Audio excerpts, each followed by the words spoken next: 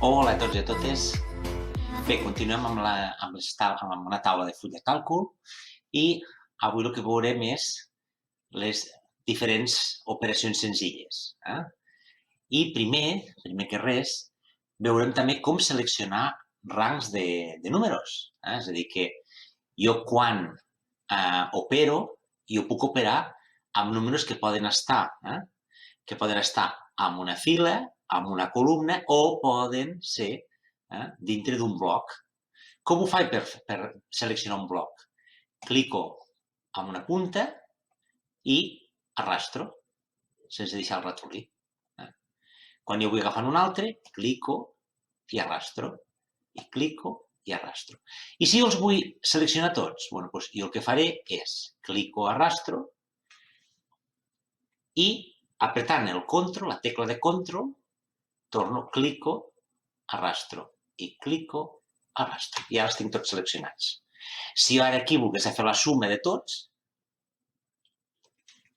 diria igual, suma, i ara diria d'aquí fins aquí. Agafo, apreto el control, d'aquí fins aquí i d'aquí fins aquí. Fixeu-vos que aquí ja se'n va escrivint tot. Tanco el parèntesis, o faig enter, i aquí tindria la quantitat total. D'acord? Bé, farem una altra funció, a part de la suma, que és fer la mitjana. És a dir, si jo vull fer la mitjana, imagineu-vos, d'aquests números d'aquí, doncs què faria? Jo li diria igual. Hi ha una funció que se'n diu mitjana en català, si teniu la versió catalana, i promedio en castellà, aquí sí que ens passa, en funció de quin idioma, moltes vegades hi ha funcions que ens canvien. Suma és igual en català que en castellà. Si tinguéssim versió en anglès seria sum, S-U-M. Doncs jo aquí ara li ficaré, per exemple, promedio, obro parèntesis, selecciono el que vulgui, una fila en aquest cas, ho seleccionem tot, tanco parèntesis i el permís d'aquestes, la mitjana d'aquests números és 94. D'acord? En principi, ja estaria. Us adelanto una cosa, perquè a l'exercici d'avui veureu que les cel·les aquestes les podeu requadrar o així. Això més endavant també ho veurem, però us ensenyo també com funciona. Quan jo selecciono un rang, el que vulgui, pot ser aquest, pot ser... Jo, fixeu-vos que aquí dalt, a inici, hi ha un punt on hi ha unes ratlletes. Quan jo desplego, jo aquí em permet ficar vores. A dalt, a baix, del rang sencer. Llavors, si voleu anar més ràpid, en aquesta opció de més vores, em surt aquest quadre. Llavors, aquest quadre, fixeu-vos, jo puc triar l'amplada de les vores. Dic, aquesta.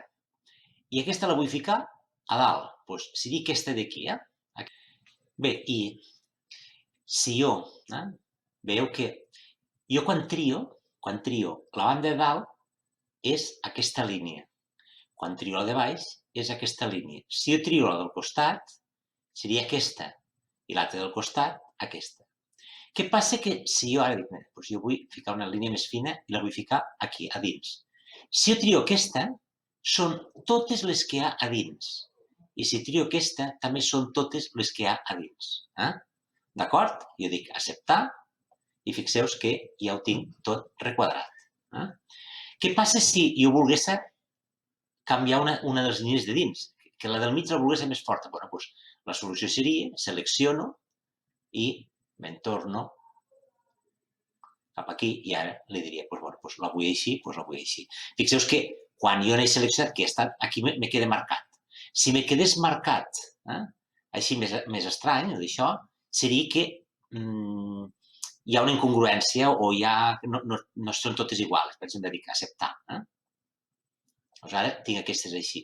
Si ara ho selecciono tot i torno a anar,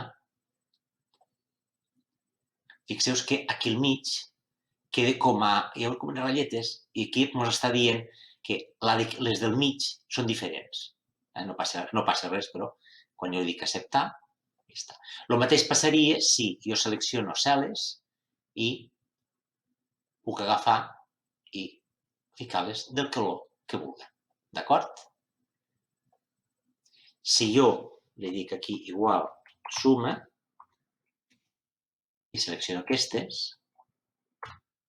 també puc fer una altra cosa. Imagino que vull sumar totes aquestes. Doncs jo me fico aquí. Fixeu que ara aquí hi ha una fletxeta negra. Doncs jo ara baixo i m'ha copiat les fórmules. D'acord? Doncs vinga, aprovau.